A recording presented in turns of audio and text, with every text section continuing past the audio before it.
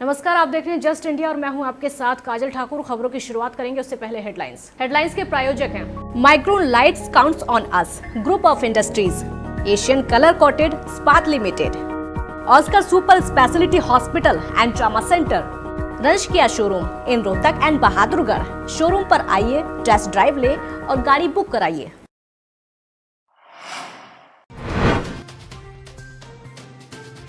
देश में कोरोना मरीजों की संख्या 53,000 के करीब। अब तक 1,783 लोगों की हो चुकी मौत। हरियाणा में 594 मरीज। रोहतक से यूपी के लिए ट्रेन में रवाना हुए 1204 पैसेंजर। एक बार में केवल 1204 यात्री ही जा सकते हैं।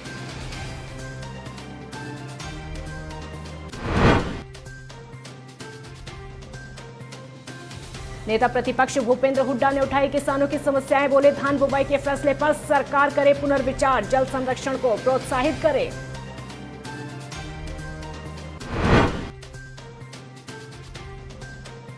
और आईएएस रही रानी नागर ने किया बड़ा खुलासा। यूटी गेस्ट हाउस पर लगाए कई गंभीर आरोप। कहा, लॉकडाउन में मुझे यूटी में रखा गया लेकिन खाना नहीं मिला।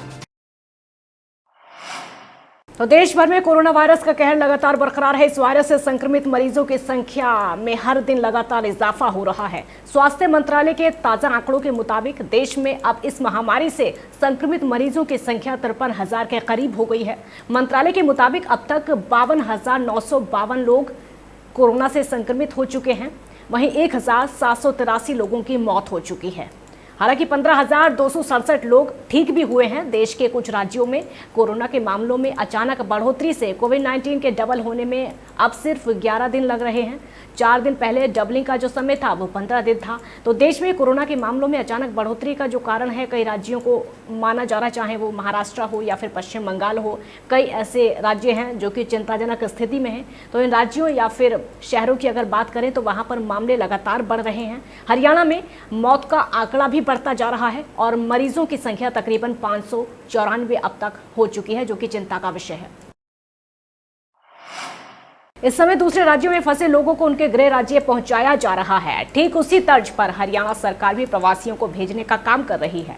इसी कड़ी में रोहतक से उत्तर प्रदेश के लिए ट्रेन चली है जिसमें 1204 पैसेंजर सवार हुए। तो आपको बता दें कि ये ट्रेन हिसार से रोहतक पहुंची और रोहतक से यूपी के लिए रवाना हुई, क्योंकि ये एक ऐसा समय है जिसमें हर कोई अपने घर जाकर परिवार के साथ रहना चाहता है। उनकी मजबूरियों को और समस्याओं को समझते हुए सरकार ने ये बड़ा फैसला लिया और मजदूरों को उनके घर पहुंचाया जा रहा है। चंडीगढ़ में पूर्व मुख्यमंत्री और नेता प्रतिपक्ष भूपेंद्र सिंह हुड्डा ने धान उगाने वाले किसानों की समस्याओं को सरकार से अवगत करवाया है। उन्होंने कहा है कि हमारे गरीब किसान पहले ही प्राकृतिक आपदा और महामारी की विपत्ति के कठिन दौर का सामना कर रहे हैं।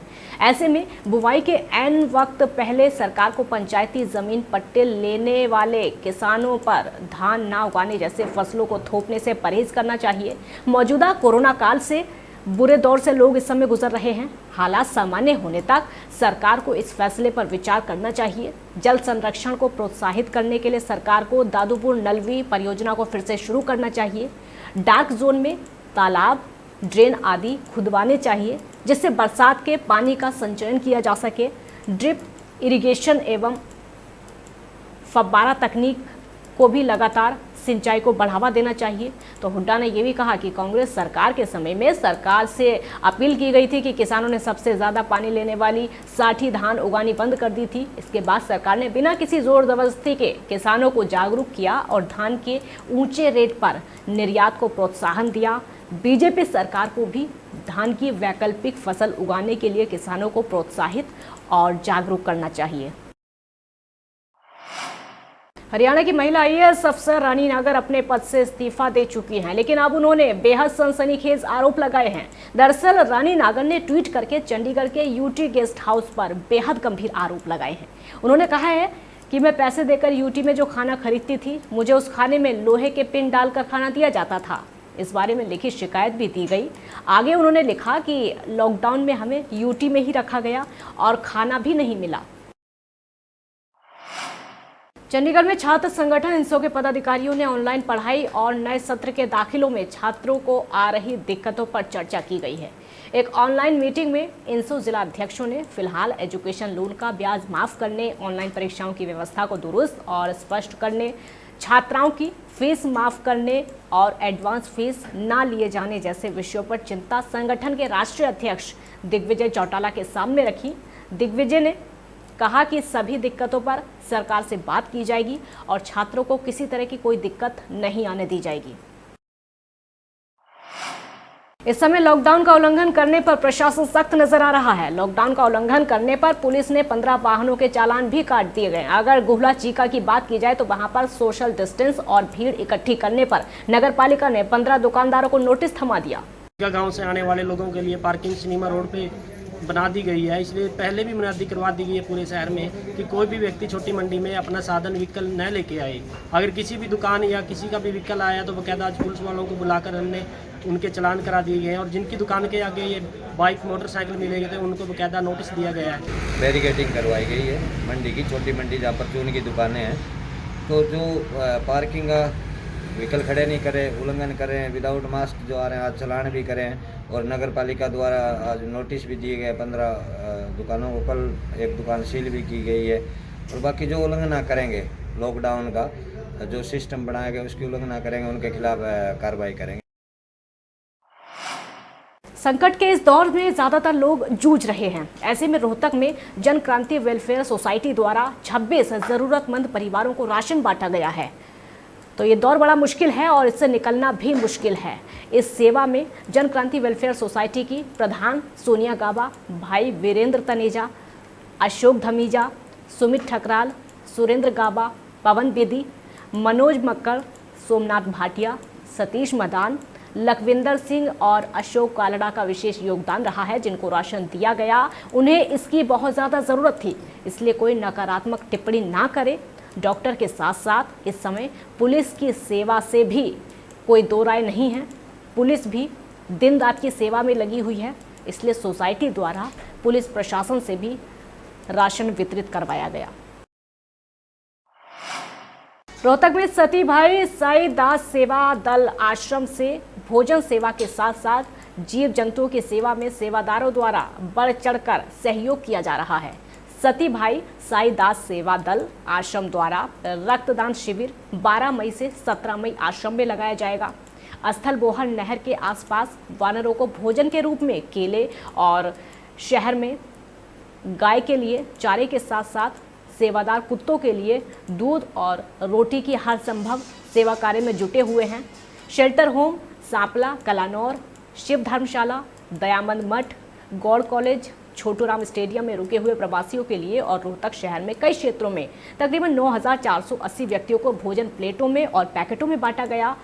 RSS के प्रांत विचारक विजय कुमार के साथ सुभाष आहूजा, रिटायर्ड AGM का आश्रम पहुंचने पर सेवा दल के पदाधिकारियों ने सम्मान किया और उन्होंने सेवा कार्य को देखकर भोजन सेवा की सराहना की।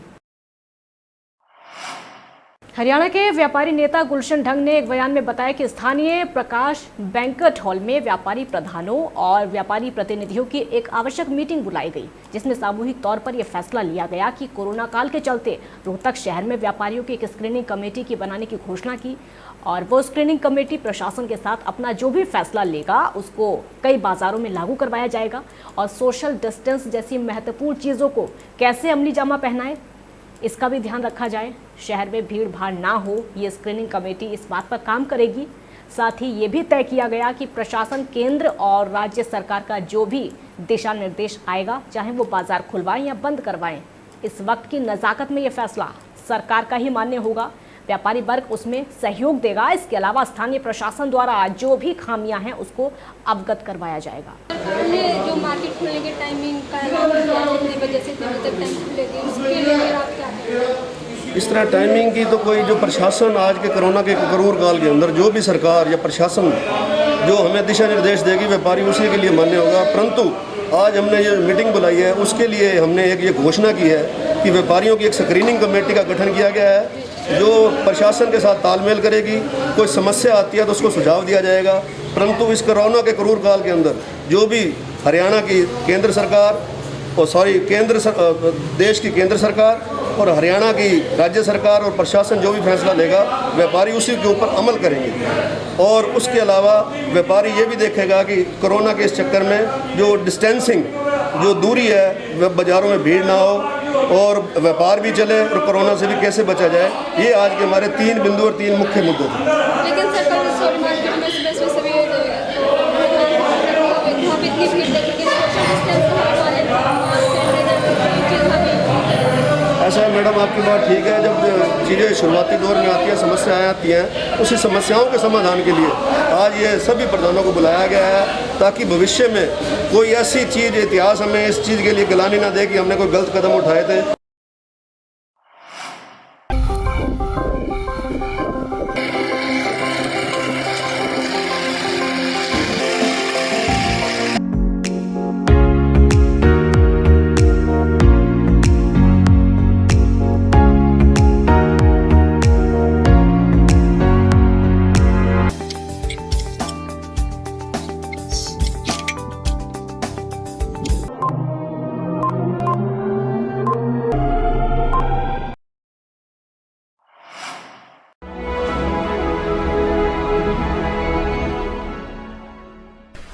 चाचा, आपने नया घर बनवाया है तो घर की छत पर कौन सी शीट लगवाई है? बेटा, मैंने अपने घर की छत पर एशियन शीट लगवाई है क्योंकि वो कभी न मिटने वाले ओरिजिनल निशान की चादरें हैं। साथ में ISI का चिन्ह, 5 साल की वारंटी के साथ साथ पैसों का सही मूल्य देने वाली वही इकलौती शीट्स हैं। क्योंकि नाम नहीं, पहचान जरूरी है।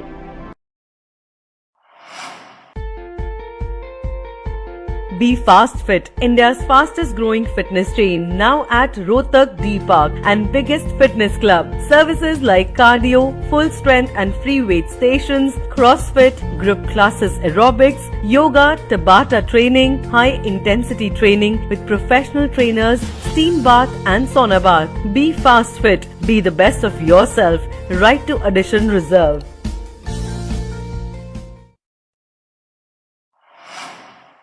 Welcome to John Wesley Convent, a prestigious, renowned and remarkable school of Rohtak. Excellent learning environment, standardized infrastructure and experienced faculty, well-formed robotics lab, well-equipped science labs, world-class computer lab, well-stocked library, digital smart classrooms, excellent sports facilities, best transport service. John Wesley Convent, a school where your search comes.